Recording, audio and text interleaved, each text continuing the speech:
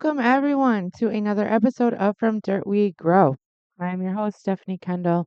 Thank you so much for being here. Thank you in advance for your likes, your subscribes, and your shares, your follows. It all makes a difference. It all helps, and it all is very much appreciated. All right, today I have a special guest with me. I am excited to hear what he has to say. This is Chris O'Neill. Hello. Well, hello, Stephanie. How are you? Are you I am well? wonderful. I'm so happy to have you on the show. Thanks for joining me today. Excellent. Pleasure to be here. I hear you have a podcast. Oh, yeah, let's get the shameless plug out of the way first. Let's do it. I have a show called Telling Tinder Tales. Anyone listening, we're welcoming guests as well, by the way. Just send an email to tellingtindertales@gmail.com. Yeah, but basically the format is myself and my co host.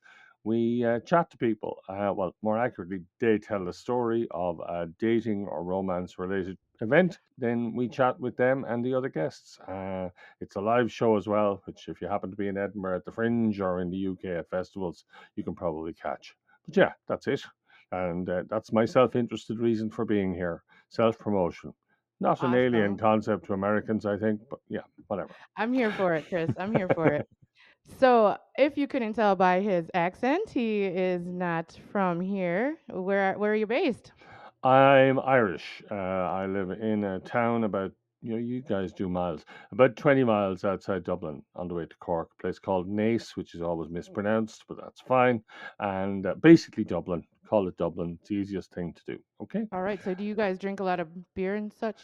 I Irish don't whiskey? like Guinness.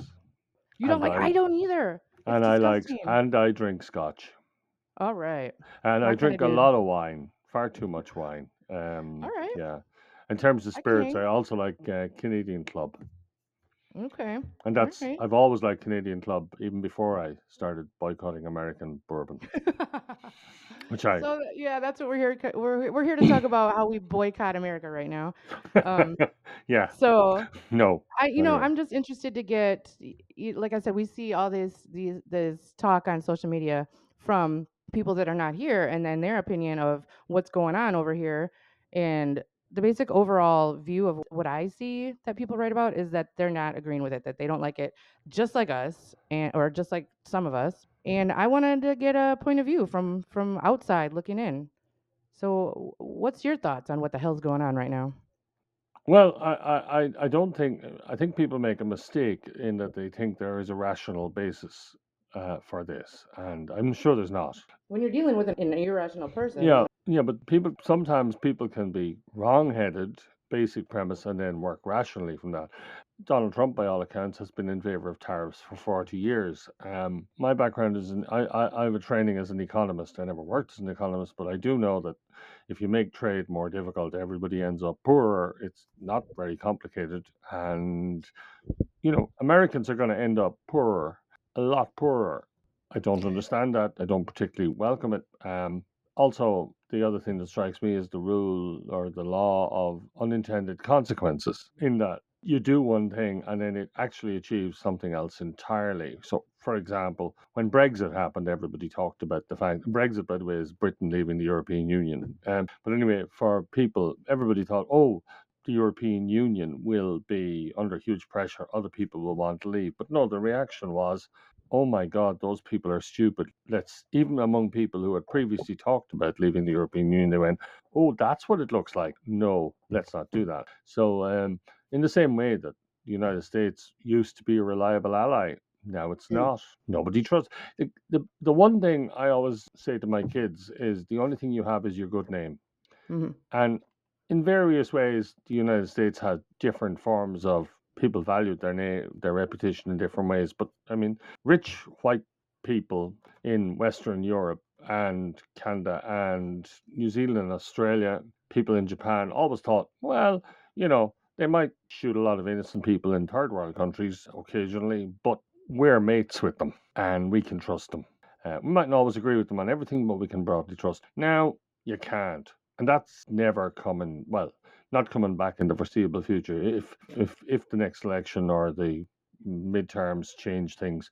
They change things, but they don't change the level of trust. And Yeah. that's, strikes me as the main thing that's going to be an issue, that nobody's going to trust the Americans anymore. I Which is mean, very sad because we've been so reliable for so many countries for so long. yeah, well, yeah, but also it's not just sad. From your own point of view, it's not very well self-interested because, for example, arms exports. The Europeans have already said, well, we're not buying any American weapons anymore because they might not let us use them, and we may need to use them because the Russians are a problem, even though the Americans are cozying up to them. And I mean, I don't know how much Americans realize how much hostility there is to the United States changing its position on Ukraine. It seems to me I mean, I'm not, we're Irish, we're neutral, we don't get involved in military affairs, but it seems a pretty Smart, you're open and smart. shut. Well, that's historical accident. I mean, let's not overstate the merits of the logic. It's just one of those things. But top and tail of it is that the Americans were supporting somewhat the Ukrainians when they were invaded by the Russians. It's not a very complicated situation. And yet now the Americans walked away. So everybody else in Europe is going, well, we can't trust them anymore. Let's not build any of our plans around trusting Americans. We'll move on. We'll build our own weapons. I mean, the Germans, this is the unintended consequences. Do you really want a heavily armed Germany with the capacity to produce enormous amounts of weapons? Because you can be absolutely sure they will be able to, because they've done it before twice. And that didn't end well. So, you know, Did you see the video, the feed from the White House of when Trump and Vance were talking to Zelensky?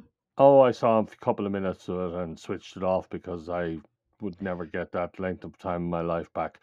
I can't see any point. I mean, it was rude apart from anything else, but it was also unconscionable for someone who was a target for death and destruction. So embarrassing. The whole just Yeah. debacle. It was Mm. such a demeaning, disgraceful display of egotism and mansplained power.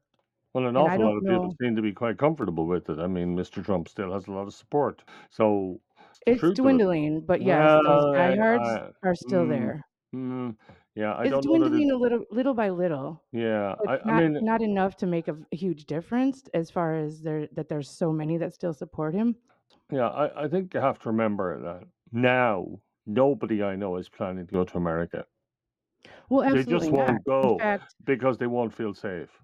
Unsafe countries. I mean, if you're, the Irish government have issued a warning to anyone who's transgender that they should not travel to the United States. Now, you normally reserve those for Uganda, Russia, countries that are overtly and policy based homophobic. it's not just for LGBTQ plus community. Yeah, but the unsafe, simple. But I mean, there was a story in the paper recently, like it's this week, of a young woman, 26 or 27, who'd been traveling in the United States. She went to the Canadian border to leave to go to Canada.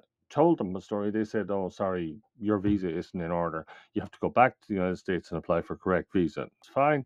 She walked back into the United States and she was taken into custody, and if she had the capacity and the will to fly home immediately if she wasn't going to be readmitted, she was held in custody for 18 days, including in manacles, right? It's just demented. And somebody made a lot of money because the longer she stayed in jail, the people who were looking after her got paid more. It's private activity. The longer you keep people in jail, the more money they make. Which is a whole nother issue that I've Private covered jails are too. a dangerous thing. Oh, yeah, yeah, yeah. Those are coming up uh, now yeah.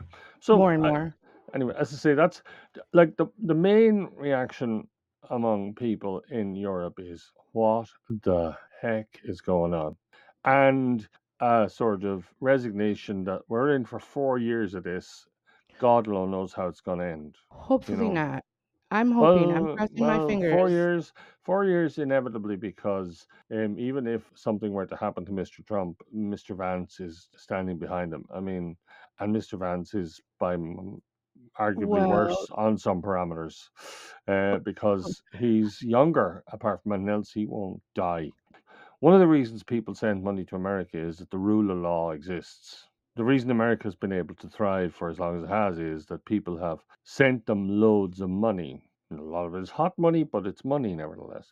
And the United States has had a huge inflow of capital over years because the dollar is the reserve currency. But if you lose that status, you know how quickly money moves around the world these days, it can be gone tomorrow. Well, That's where the big threat to the well-being of the United States really comes from the possibility that the dollar will no longer be the reserve currency. If the dollar stops being the reserve currency, interest rates go up, inflation goes up. And I'm not saying any of this is going to happen because I don't know, but I do know policies being pursued at the moment. Nobody's ever done it before successfully. do you feel like Trump is going for world domination? I don't know. I think that possibly again applying far too much reason to the whole situation. I think Mr. Trump has an enormous amount of grievance. For what, I'm not sure. And he also is still trying to gain his father's approval somehow or other. And between the jigs and the reels, I don't know. I mean, basically, we Irish just keep our heads down and keep going. We're a small country. We're now quite wealthy. How does Hopefully, your economy work? How does it work over there? What is your governing body? well, we have we have a parliament, two houses, Dáil and the Shannon. The Shannon's sort of democratically elected, but it's not really very powerful. Dáil is very democratically elected. We have multi-seat constituencies and transferable votes. Politics tend to drift to the centre, because when you have transferable votes, it doesn't reward the extremes. If you want to get support, you have to move to the middle, and if you move to the middle, you get more support. That's the nature of the beast. So yeah, we have about 185 people in the parliament, and we have a president. We have independent courts. And we're part of the European Union, so ultimately, a lot of the legislation comes from the European Union. So yeah. Well, it seems like you guys are doing it right. Like you Well, have a I'd be skeptical you have about. a hold I on mean, things. yeah. Well, we screwed up a number of times. I mean, in general terms, it just usually takes about 50 years to sort out a problem if you screw up really badly. We've got lucky. We had a huge property boom that burst in 2008, 2009, and we've turned that around relatively quickly. But one of the reasons is there is a genuine and valid point that Trump and indeed America and indeed most of Europe have, is that we are effectively a tax haven, right? Now, we're not a tax haven in that nobody pays any tax. It's that you can transfer your earnings through here and we'll take a skim and then you've paid your tax. But because of the amounts of money involved, they're enormous, enormous amounts of money. Top 10 taxpayers in Ireland pay, corporate taxpayers pay like billions of euro a year in tax. We have a surplus at the moment because of that. I would be skeptical myself that I think Trump and his finance person have a point, right? But the simple fact is we played by the rules. The Americans decided the rules. We played by the rules, or the Americans, not just the Americans. There was a general consensus on how tax should be managed. We made sure we played by the rules, but you know the way, just inside the rules. I don't have any much sympathy for ourselves for our tax take going down, which it probably will, and probably in my view should. Yeah, he's not playing by any rules anymore. It's his own Well, rules, and that's I what's don't. scary for us. It's not how it works. Well, it is And now. well, yeah, and then we have nothing to go off of anymore. Yeah, So we don't know what's coming next. I think you're making a mistake. He doesn't play by rules at all, in that he's perfectly prepared to say black is white today and then say tomorrow, I never said that. Oh Like, yeah, absolutely. that's where I think that's the mistake we all make in dealing with them, is that we bring reason to bear. Humans always try to put patterns on things, and sometimes there just isn't a pattern. Sometimes there just isn't reason. True. Sometimes stuff is random. Yeah, that's Maybe true. I'm You're wrong. right. All right, Chris. Well, on that note, before we say goodbye, how about and give a shout out to your podcast one more time, and the link will be in the show's description. Telling Tinder Tales, lighthearted, well, mainly lighthearted take on romance, dating, and occasionally hookups in this modern world of ours. And you can pick it up on all the normal podcast platforms. Thank you very much for the chat. I want to thank you so much for being here and for giving your point of view Okay. on this craziness. And good luck with your podcast. Yes, we Pray might for have us. you as a guest. We'll see. Awesome. I would love that. Yes. As always, a huge thank you goes out to all of you for being here with us today, for being here with me today on From Dirt We Grow. Hopefully, I will see you next week. Please like, please subscribe, please share. Thank you so much, guys.